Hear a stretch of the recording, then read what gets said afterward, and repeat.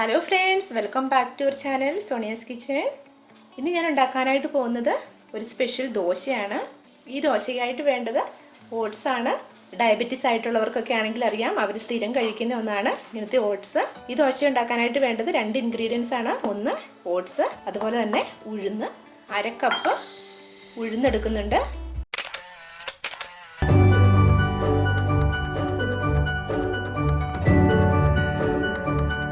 1/2 cup ഉഴുന്നും 1 cup ഓട്സും ആണ് എടുക്കുന്നത്. ഈ ഉഴുന്നൊന്ന് വെള്ളം ഒഴിച്ച് വെക്കാം. ഉഴുന്ന് ഒരു 3 മണിക്കൂർ നേരത്തേക്ക് ഒന്ന് വെള്ളത്തിൽ കുതിർന്ന് വരണം. ഓട്സ് നമ്മൾ അരയ്ക്കുന്നതിന് മുൻപ് വെള്ളം ഒഴിച്ച് വെച്ചാൽ മതി. ഇതിലേക്ക് വെള്ളം ഒഴിച്ച് കുതിരാനായിട്ട് വെക്കാം.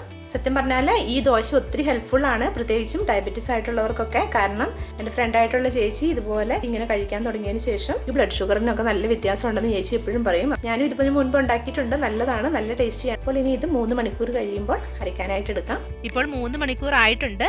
ഈ ഓട്സ് ഞാനൊരു 10 മിനിറ്റ് മുൻപാണ് വെള്ളം ഒഴിച്ചത്. ഇനി ഇത് രണ്ടും കൂടി നന്നായിട്ട് നെകക്ക് വെള്ളം ഒഴിച്ച് അരച്ചെടുക്കാം. നമ്മൾ എങ്ങനെയാണോ ദോശമാവൊക്കെ അരയ്ക്കുന്നത് ആ രീതിയിൽ തന്നെ ഇതും അരച്ചെടുത്താൽ മതി.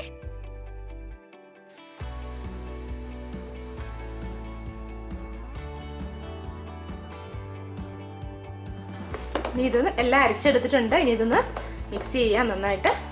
കാരണം 2 ട്രിപ്പായിട്ടാണ് ഞാനിത് അരച്ചെടുത്തത്. ഇനി ഇതിലേക്ക് വേറെ ഒന്നും ചേർക്കണ്ട, ഉപ്പ് മാത്രം നമ്മൾ ചേർത്താൽ മതി. ചോറോ അങ്ങനെയുള്ള ഒന്നും ചേർക്കണ്ട. ഇഡ്ഡലിയുടെ ബാറ്ററാണ് നമുക്ക് വേണ്ടതെന്നുണ്ടെങ്കിൽ ഈ ഒരു പരുവത്തിലായിരിക്കണം. ഇതിപ്പോൾ ദോശയ്ക്കായതുകൊണ്ട് കുറച്ചുകൂടി ഞാൻ വെള്ളം ഒഴിക്കുകയാണ്. ഇതുപോലെ ആയിരിക്കണം നമ്മുടെ ദോശ ബാറ്റർ തയ്യാറാക്കി എടുക്കുന്നത്.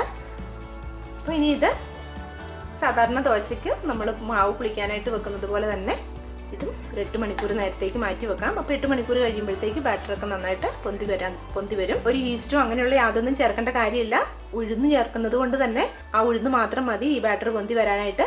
അതുപോലെ തന്നെ ചിലർക്കൊക്കെ ഒരു സംശയം ഉണ്ടാകും, ഷുഗർ ഉള്ളവർക്ക് ഉഴുന്ന് കൊള്ളുമെന്ന്. ഉഴുന്ന് നല്ലതാണ്, അതിൽ ഫൈബറും ന്യൂട്രിയൻസും ഒക്കെ അടങ്ങിയിട്ടുള്ളത് കൊണ്ട് തന്നെ ഡയബറ്റിക് ആയിട്ടുള്ളവർക്കാണെങ്കിൽ പോലും ഈ ഉഴുന്ന് കഴിക്കുന്നത് കൊണ്ട് കുഴപ്പമൊന്നുമില്ല.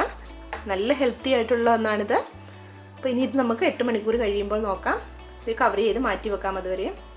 ഇപ്പോൾ 8 മണിക്കൂർ ആയിട്ടുണ്ട്. നമ്മൾ ബാറ്റർ കലക്കി വെച്ചിട്ട് ഇനി ഇതിലേക്ക് ഉപ്പ് ചേർത്ത് കൊടുക്കാം. ചുടുന്നതിന് മുൻപായിട്ട് 1/2 സ്പൂൺ ഉപ്പ് ചേർത്ത് കൊടുക്കാം. ഇത് നന്നായിട്ട് മിക്സ് ചെയ്യണം. ഈ ദോശക്കല്ലിൽ ചൂടാവാനായിട്ട് വെക്കാം. ഈ ദോശ ഓരോന്നായിട്ട് ചുട്ടെടുക്കാം.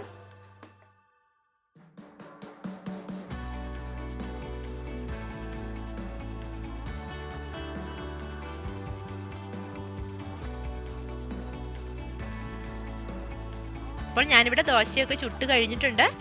അപ്പോൾ നിങ്ങൾക്ക് എല്ലാവർക്കും ഈ റെസിപ്പി ഇഷ്ടമായിട്ടുണ്ടല്ലോ അല്ലേ? ഇഷ്ടമായിട്ടുണ്ടെങ്കിൽ ലൈക്ക് ചെയ്യാനും ഷെയർ ചെയ്യാനും കമൻറ്റുകൾ അറിയിക്കാനും മറക്കരുത്. Thank you for watching.